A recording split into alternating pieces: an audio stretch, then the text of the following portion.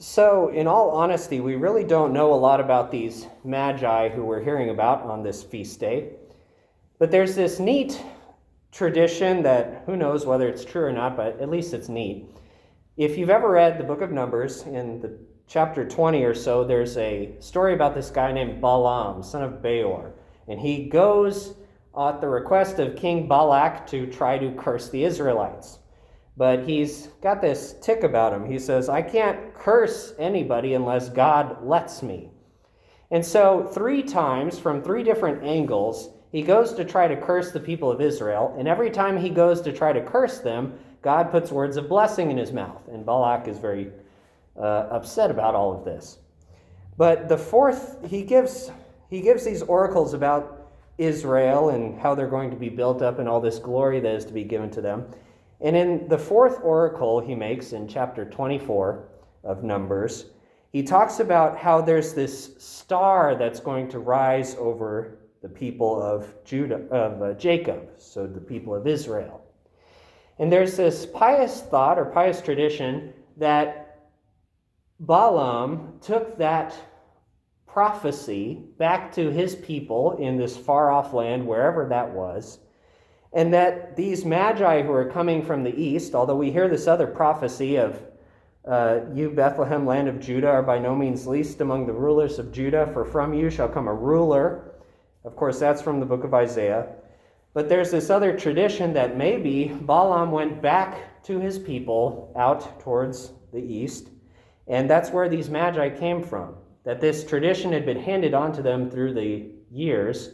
And whenever they were looking into the stars and they were doing astrology and all these things, this new star rose, and they remembered that prophecy from Balaam, who was not part of Israel and yet had a connection with the one true God. So, it's a cool story, but what's the point of it? I think the point of it is this kind of idea that the church has of that there are seeds of the word everywhere in the world. And this seed was given to Balaam because he was open enough, I think, to the presence of the Lord. And because of his openness, that same seed was passed down through the generations to these magi who were able to receive it and then even receive these other prophecies from people like Isaiah. And as we're going about in the world, I think it's worthwhile to hold that in mind and heart. Because one of the beautiful things that this gospel reading is showing is that even the Gentiles are coming to adore this baby king of the Jews. So, as we're out there in the world, maybe sometimes even nervous about preaching the gospel and sharing the good news that Christ has been born for us, I think it's worthwhile to keep that in mind.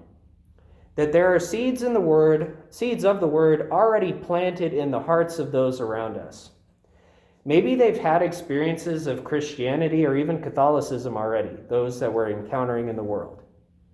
I would dare say they've at least had some sort of experiences of virtues and goodness like peace, patience, kindness, gentleness. And even that might be enough to trigger something.